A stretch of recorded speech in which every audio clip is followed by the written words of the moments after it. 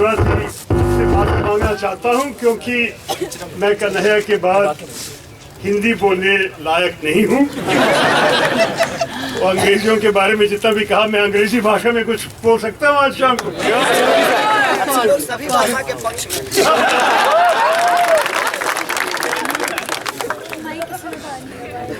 You know that I've been watching for the last month and a half what's been going on in this campus from close and also through my friends and colleagues. Of course, we've all seen Kanhaiya on television. We've all heard him. And as you know, JNU has been at the center of a major nationwide debate, a vital debate. You may have come here for an education, but you are also educating the nation.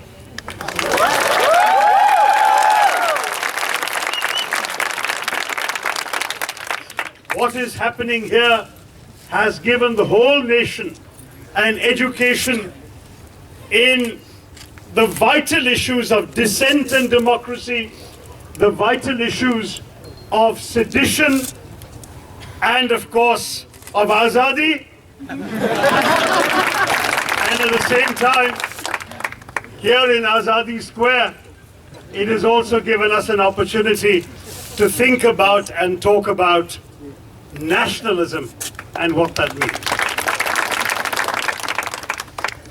So I was asked here to come and talk to you about JNU and nationalism. I don't need to tell you much about JNU because you are JNU. But about nationalism, I do have a few things to say. Because I do believe that at the center of this entire debate we're facing in the nation today, at the center of it, at the heart of it, is a fundamental debate about what the nation really is, what constitutes the nation, what India is, and therefore what is national and anti-national. To my mind, this is a debate worth having. And so we should be grateful to Prime Minister Modi and his party for having overreacted and having given us a chance to actually face this debate that we are once again having tonight. You know, in my generation, we all grew up knowing that famous seminal founding speech of Indian nationalism, Jawaharlal Nehru's, on the midnight of August 1947, when he said that we have now met a tryst with destiny, a moment which comes but rarely in history, when the soul of a nation long suppressed finds utterance. The soul of the nation, that is what he was speaking for that night. And yet at the same time, the just recently departed Prime Minister of Great Britain, Winston Churchill, had once barked that India is no more a united country than the equator. Now, Churchill was rarely right about India, but it is true that there are few nations in the world that accommodate such an extraordinary variety of geography, of ethnicity, of language, of culture, of economic development, all within one space. And yet, Nehru believed passionately in the Indian nation whose soul he felt had woken that night. And he knew that it was an enormous challenge to wield together, and yes, Sardar Patel played a major role in that, to wield together, to meld into one nation, a country of such extraordinary diversity, so many princely states, so many different regions. But it was done, and today, 68 years later, we are all the children of that great experiment, the experiment that Churchill believed could never happen. And yet we know we are heirs to a very large tradition, an ageless civilization that has every kind of variety imaginable, right? A country of 23 languages recognized in the Constitution, a country of 4 major religions founded on the soil and 4 others that have come to our land from elsewhere. A country of 85 recognized political parties, 58 of which are in parliament. A country where there are 300 ways of cooking the potato.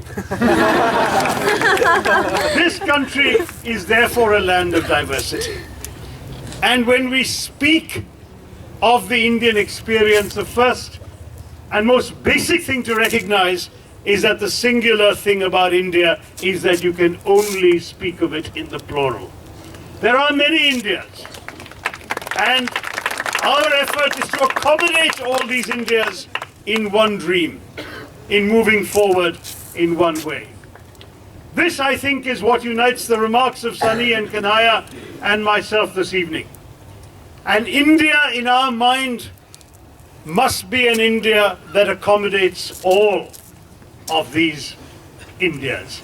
This multiplicity, this diversity that our democracy was supposed to enshrine and preserve. You know, when we look at our country, we can see that there is so much that keeps us together and yet so much that drives us apart. We have contradictions in our country, but we are more than the sum of our contradictions. That is the great strength of India.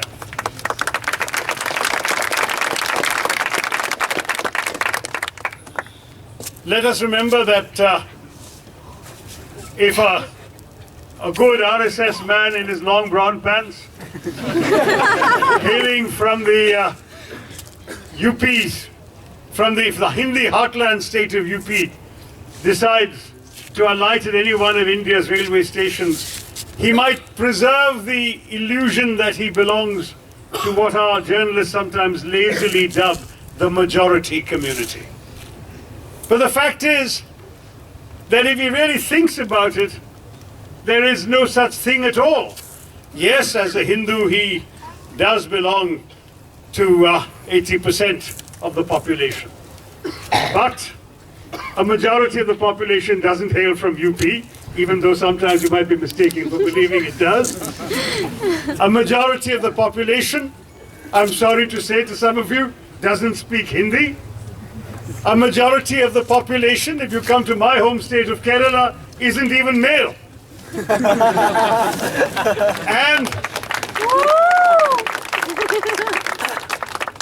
And even if he cherishes this illusion of majoritarianism, his caste puts him in a minority immediately. If he's a Brahmin, well, 90% of his fellow Indians are not.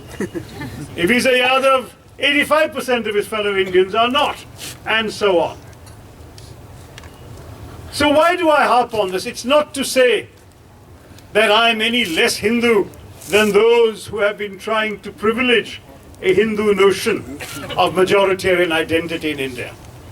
It is that I recognize that my India embraces all sorts of diversities within communities and across communities, and that this is enshrined in our history. I come from Kerala, where we have the world's oldest, the world's oldest Jewish community outside Palestine. The numbers may have dwindled now, but they fled. Legend has it, when the Babylonians destroyed their first temple, certainly we have evidence that they came when the Romans destroyed their second temple. And when they came to India and settled and they were given all their freedoms, they became the only Jewish diaspora anywhere in the world that never knew a single instance of discrimination, anti-Semitism.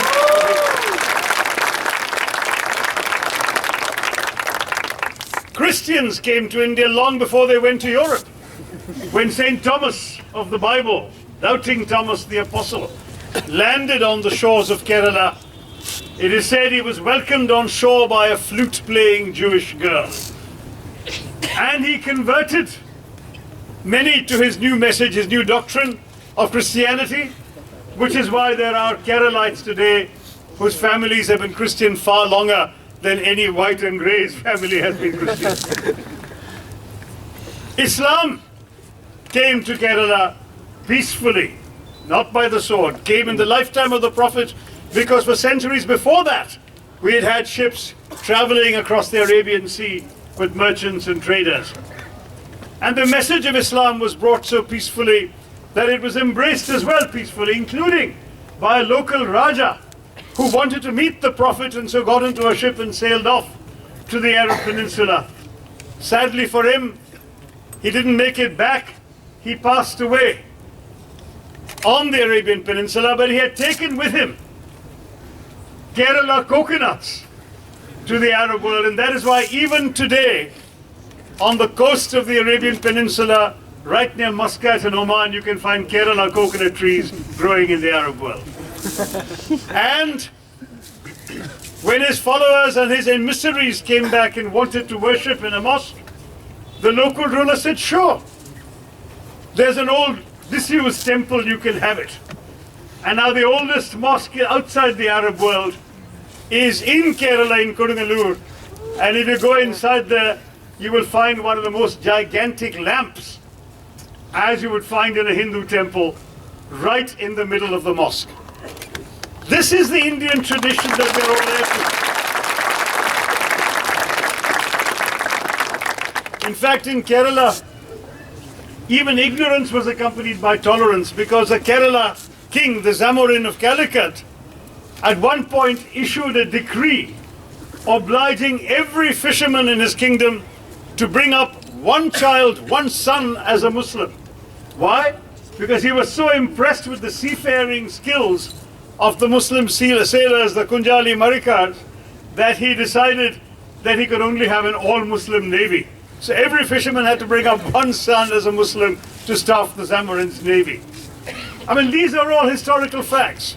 But let me not be parochial and stick to Kerala. Think of Gujarat. I'm not talking of 21st century Gujarat. Let me tell you about 8th century Gujarat, when the Parsis, fleeing persecution in their country, came on ships off the coast of Gujarat, and they wanted to disembark in Gujarat and live there.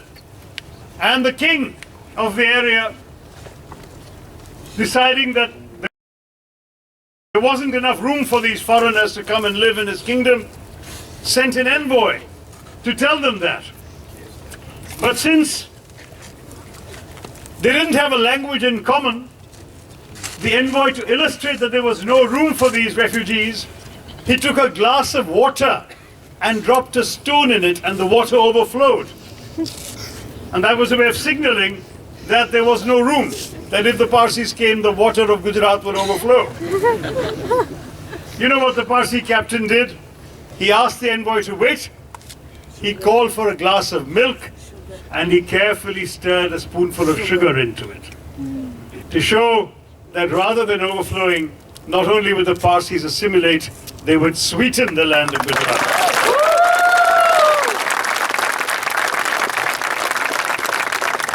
And that is why today Parsis still speak Gujarati and wear saris in that interesting way that their women do.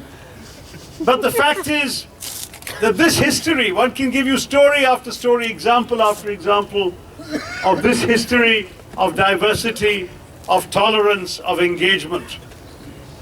E.P. Thompson, the British historian, wrote that India is the most important country for the future of the world, because he said all the influences in the world passed through this society, and he added, there is not a thought that is being taught in the East or the West that is not active in some Indian mind. I'm glad a Brit said that. So this is the India in which I grew up, and I'm proud to say where my sense of Indianness and Indian nationalism comes from. Because I went to high school in Calcutta, where in the place where I live, where my parents lived, you could hear the wail of the muezzin calling the Islamic faithful to prayer, literally blending with the tinkling of bells at the Shiva Mandir on the corner, which in turn was competing with the loudspeakers outside the Gurudwara reciting verses from the Guru Granth Sahib, and just around the corner was St. Paul's Cathedral. That is India.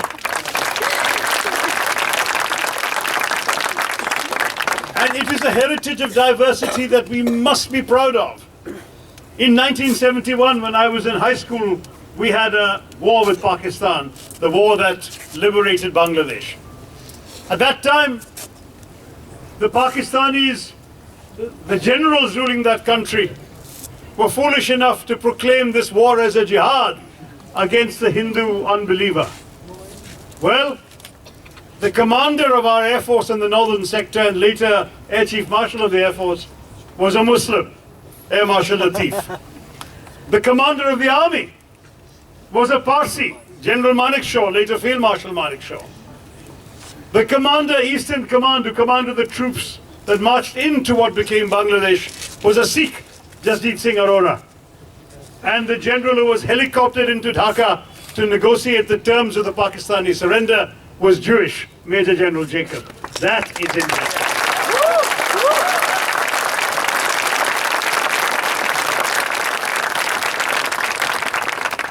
So this is the Indian nation of which we must always speak.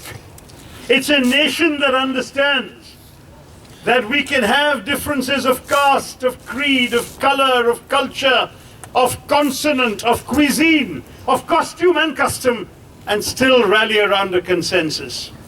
And that consensus is on the simple principle that in a diverse democracy like ours, you don't really need to agree all the time, so long as you agree on the ground rules of how you will disagree. That is where dissent comes in our democracy. We know what the ground rules are.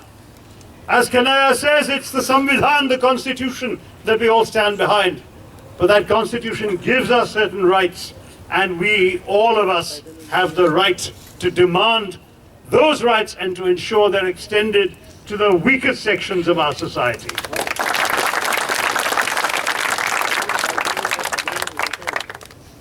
You know, now the latest acid test in our country of nationalism is whether we can say Bharat Mata Ki Jai. I'm happy to say it, Bharat Mata Ki Jai. But what does Bharat Mata stand for? And should I oblige everyone to say it? And should it be proof that somehow I who say it am more patriotic than one who chooses not to say it?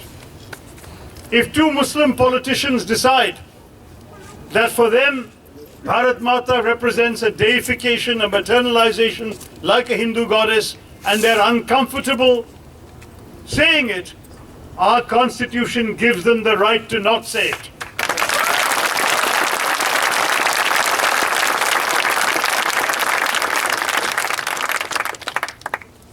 Just as it gives some the right to say it as well, and even to demand it. You were at the India Today conclave, Kanaya, the night before I was there, and the anchor began by saying to the whole audience, say after me, Bharat Mata Ki Jai. And then he said, raise your hands who all said it. I actually didn't raise my hand because I don't like saying it out loud. And then he said, raise your hands those who refuse to say it. And I again didn't raise my hand because I don't refuse to say it. I will choose when to say it. That is the democratic.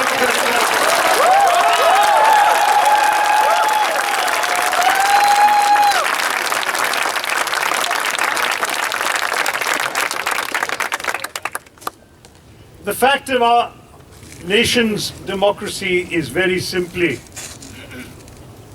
expressed in that famous line of Voltaire's, I disagree with what you say, but I will defend to the death your right to say it. That very same principle applies here too. I may disagree with what you believe in. I may disagree with the political party or the particular student organization that you happen to vote for. Kanaya knows I came here to campaign for the NSUI candidate last time.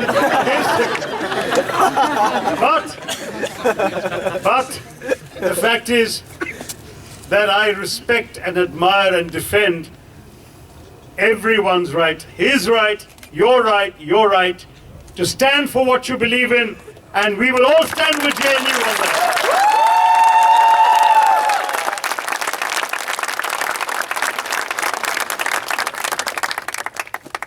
Yes, we are often accused, my senior colleague Rahul Gandhi has been accused I've been accused of giving aid and comfort to anti-national elements. Right here in JNU. And I must say that some of the slogans reported in the media do trouble me and trouble many good people who are Democrats in our country. Not all of them. Nothing that has been said tonight troubles me. But there were things reported in the papers that I have a problem with. However, does this amount to sedition? Is it grounds to arrest 3 students, take them, have thuggish lawyers beat them in the courtroom? What kind of a travesty? What kind of a travesty are we reducing our democracy and our justice system to? As far as sedition is concerned, I actually had introduced a private member's bill back in December to amend the sedition law.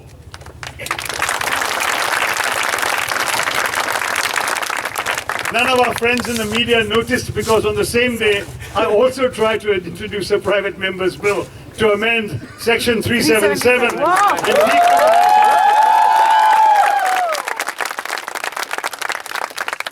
And that one, as you know, our friends in the BJP would not even let me introduce it. So in all the discussion about that, no one noticed that I quietly introduced a sedition law. So it's there on the books of Parliament. And what I've said in that is that anything you can say against the government is constitutional. The Supreme Court has ruled sufficiently that it is only words that constitute a direct incitement to violence that can be considered sedition. But unfortunately, the Supreme Court says one thing, and the police at various levels, including apparently the Delhi police, do another thing. Now we leave it to the courts to decide what is sedition and what is not sedition. But in the meantime, we in Parliament have an obligation to change the law, and I believe we should stand up for it and amend the Sedition Act.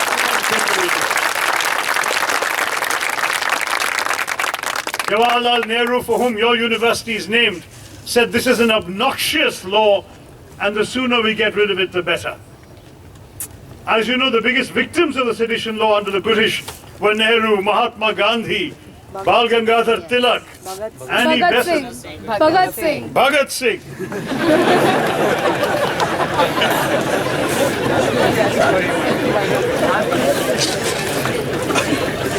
Yeah, Bhagat Singh was the Kanhaiya Kumar of his time.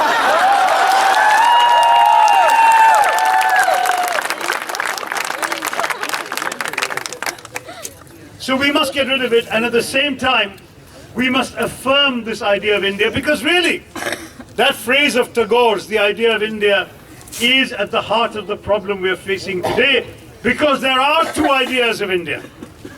There is an idea of India that says India is a land of everyone, of every group, every religious element, every linguistic element, every ethnicity that has come and over the millennia of our civilization's history has contributed to writing the story of India, the story of the civilization of our country. That idea of India gives everyone the same equal rights to stand up, to criticize the government, to vote for the government, to be in the government. Everyone has the same rights. But there is another idea of India that our present ruling party is trying to promote in the name of nationalism. And this is a much more narrow idea of India. It is a doctrine that suggests that we can be a nation of one religion, one ethnicity, one language, one discourse. Shame. Hindi, Hindu, Hindustan. Now we can be proud of all of those three things, but we can also say India is not just those three things. There is a lot more to India. And because we want to see this broader idea of India embraced in our country, we want an India which has room for both Krishna Kanhaiya and Kanhaiya Kumar. We want an India which will allow people from every corner of this vast land an equal stake in our future. I worry about a university being centered on a discourse of anti-nationalism. As you know, some learned pundits have even suggested that JNU should be closed down. Shame. You know, I can tell you that one of those who made that suggestion was a classmate of mine at St. Stephen's College.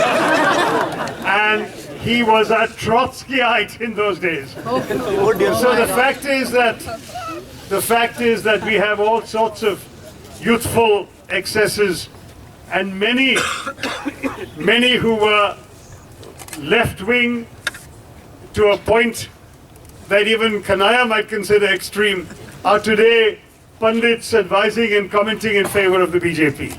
Shame.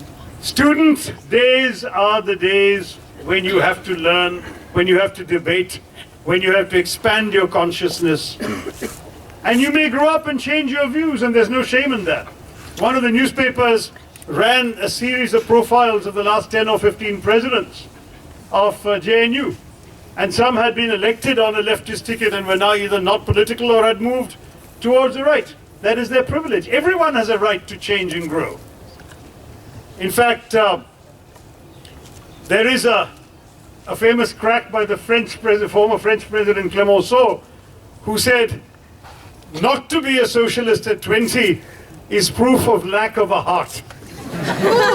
To be a socialist at 30, he said, is proof of lack of a brain. Now, we don't have to agree with him. Most of us here don't agree with him. But it's simply a point that student life is a time for you to have the courage of your convictions, be transported by the passion of your beliefs, sometimes entertain extreme ideas which you may outgrow. But India is not so weak that a few irresponsible slogans by misguided students can destroy this country's democracy.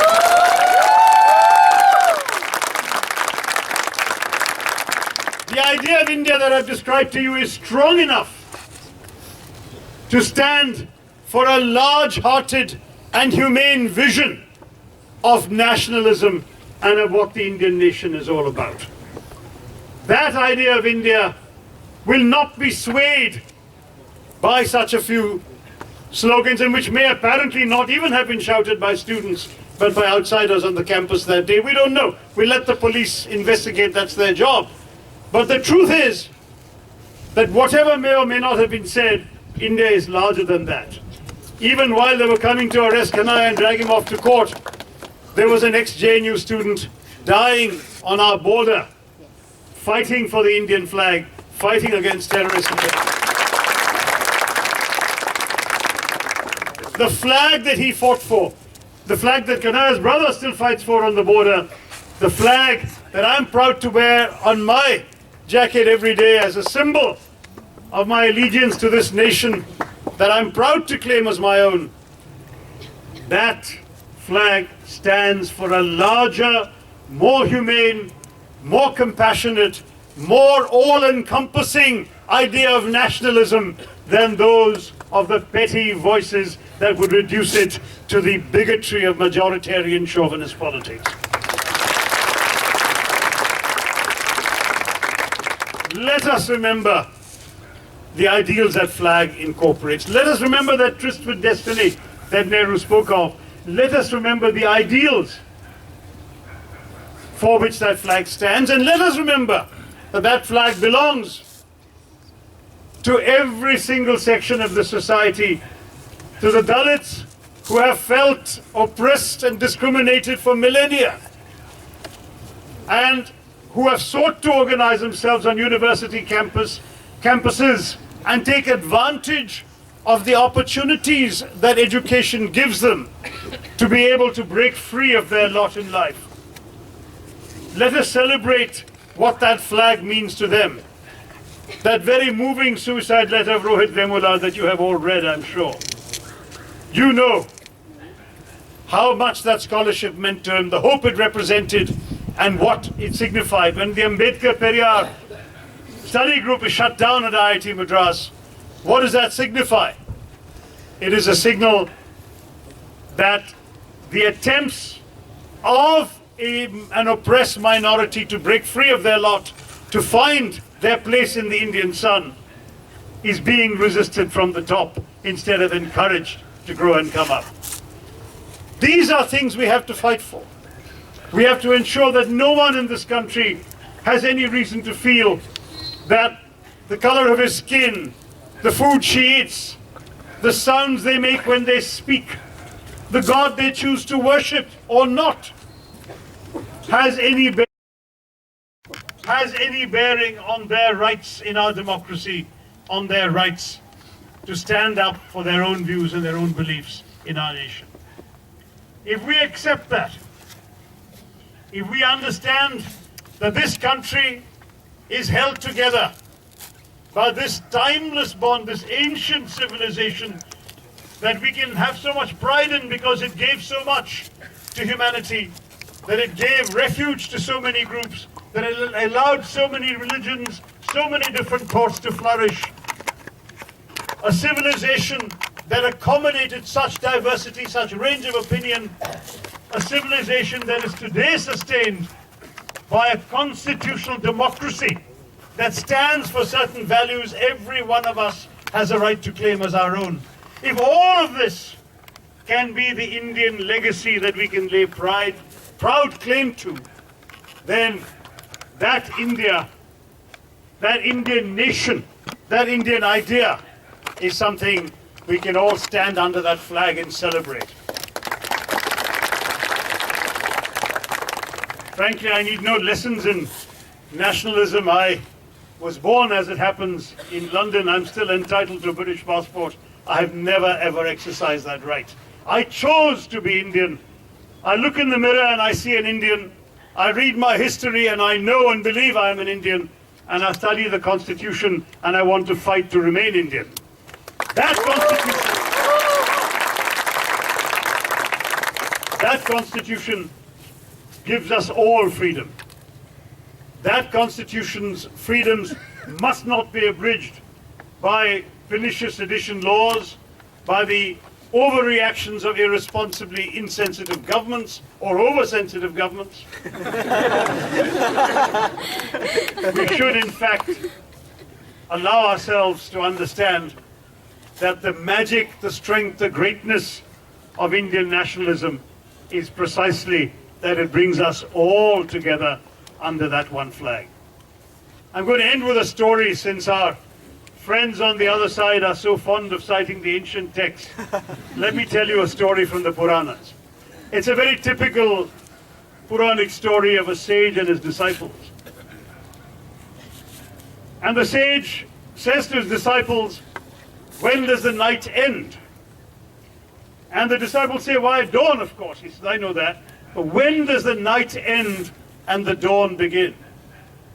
So the first disciple, who's from the hot and tropical south like me, says, I know. He says, "It's when the first streaks of sunlight gleam on the palm fronds of the coconut trees, swaying gently in the breeze above the paddy fields. That is when the night ends and the dawn begins." Sage says, "No, my son." So the second disciple says, I know.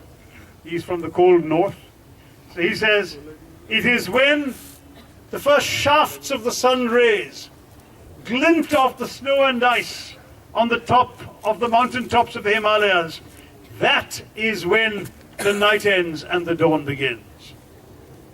The sage says, "No, my sons."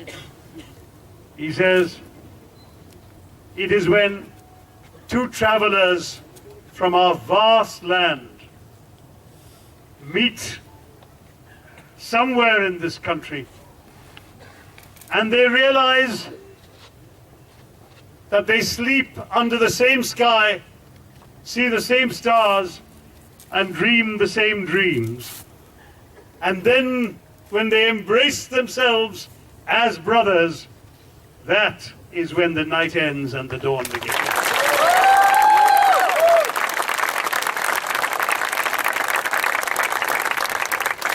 In our history, we have seen many a dark night. But there has been dawn after dawn of freedom, of hope. And that hope has come to us through our proud Indian nation.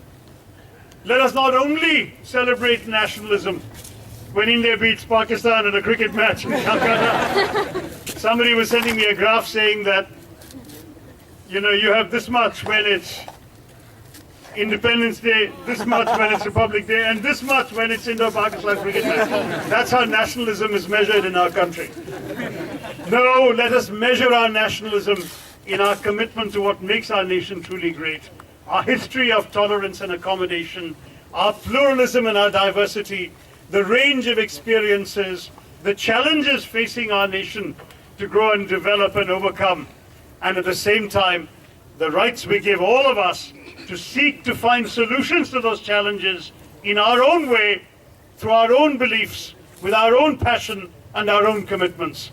Let us stand for an India that is truly, truly the India that our founding fathers fought to free. They fought for certain ideals that I've tried to describe to you. We have given passports to their dreams. We can make those dreams a reality. You, the young people of India, you can make those dreams a reality. And those of us who are doing our very best to stand with you to ensure that you will have the right to stand up for what you believe in, that you will have the right to move forward to fulfill those dreams, we will always stand with JNU.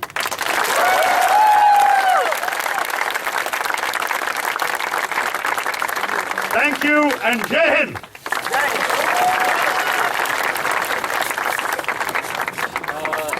सवालों से पहले मैं अपना जो मेरे जहन में भी कुछ चीजें आई, मैं आपसे बस दो ही बातों में शेयर करना चाहूंगा। परसों जब उमर खालिद यहाँ पर आए और अनिर्बान आए तो कुछ लोग मुझे बोले कि झंडे वाला कहाँ है। तो मुझे बहुत खुशी महसूस हुई क्योंकि वो जो झंडे वाला वहां पर है, सिर्फ झंडे वाला कहा जाता है, उसको रोकने के लिए आप जैसे मेरे जैसे झंडे वालों की